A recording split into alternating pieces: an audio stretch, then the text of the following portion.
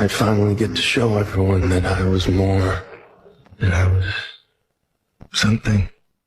And look what you unleashed. Who you? Who am I? I'm your handsome white Jesus, motherfucker. Yeah. Hello, America.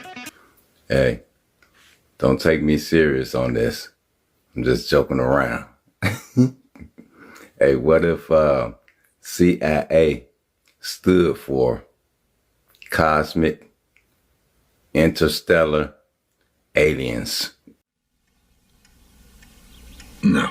You ever notice how everybody's intelligent until real intellect walks in the room? Make no mistake about it.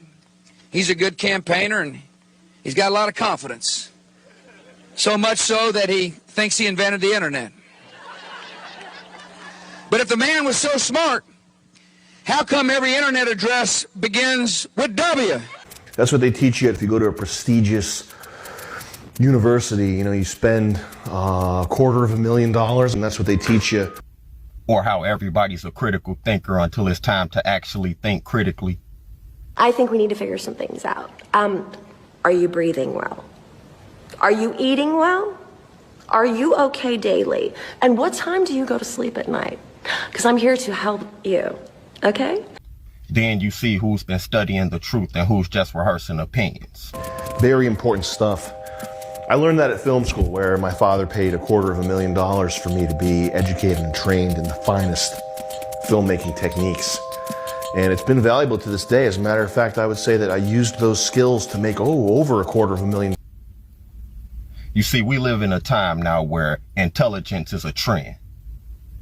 People don't study, they just scroll. They don't reflect, they simply react. They can memorize talking points from podcasts, memes, and then call it research. But the minute you ask for a source, logic, or context, they fall apart every single time. You got me. And that's because real intellect requires real world experience. I'm not a licensed teacher, but I have been touched by your kids. And I'm pretty sure I've touched them.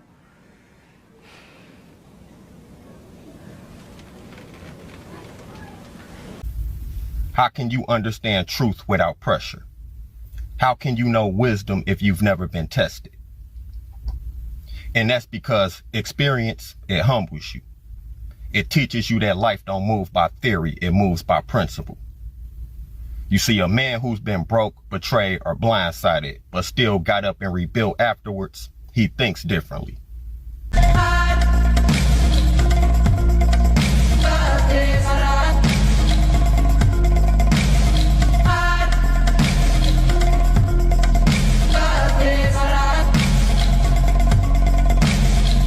He doesn't get high off of opinions. He's grounded in reality because he's actually lived the consequences of his own choices.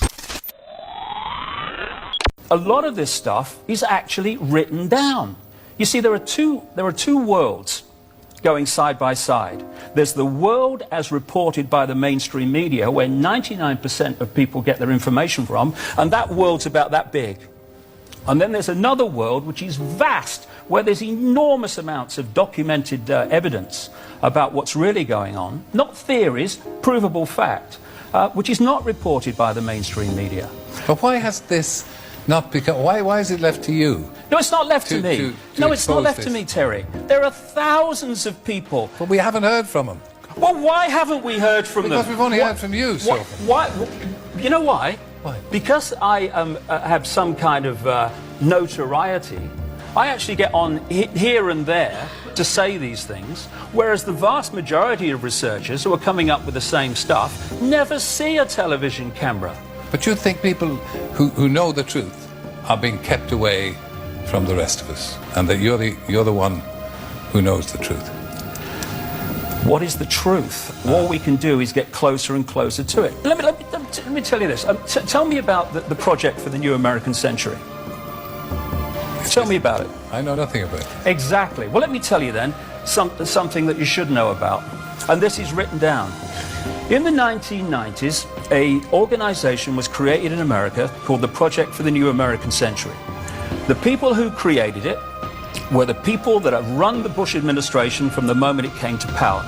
Dick Cheney, Donald Rumsfeld, Paul Wolfowitz, John Bolton, who's now the US ambassador to the United Nations, and you're going to see him giving it that big time in the next few weeks, trying to orchestrate a strike on Iran. In the year 2000, in September, the Project for the New American Century produced a report, a document, calling for a series of conquests of countries, one of which was Iraq. He actually says in the document words to the effect of, we must use the excuse of Saddam Hussein to go into Iraq. But look, can I interrupt? No, hold a second. No, but honestly, no. Honestly, you see this. See, but this is the thing, Terry. You see. No, but honestly, you say to me, America is an open society, isn't it? Oh, please. It's not an open society. I've got some seafront property in Birmingham, Terry. You might like to buy, mate. Honestly, please. David. And they say I'm crazy and weird. America is an open society. My. Well, God. I thought in my innocence that most Americans would know what was going on in America. Oh, God. But it's all, you know it all, and... Oh, see, now you talked about cheap jibes. That's a cheap jibe. No, I'm not claiming I know it all. I'm saying that I've been to 40 countries. I've spent enormous amount of time in America talking to people who do know what's going on, victims of what's going on, and I'm passing this over to people. But now, don't yeah, sure. But you see how preposterous it is. What, the fact that you think America's an open society? No. Absolutely ludicrous, Terry. I've never heard anything so stupid in my life. Okay. Thank you, ladies and gentlemen. David Icke, thank you.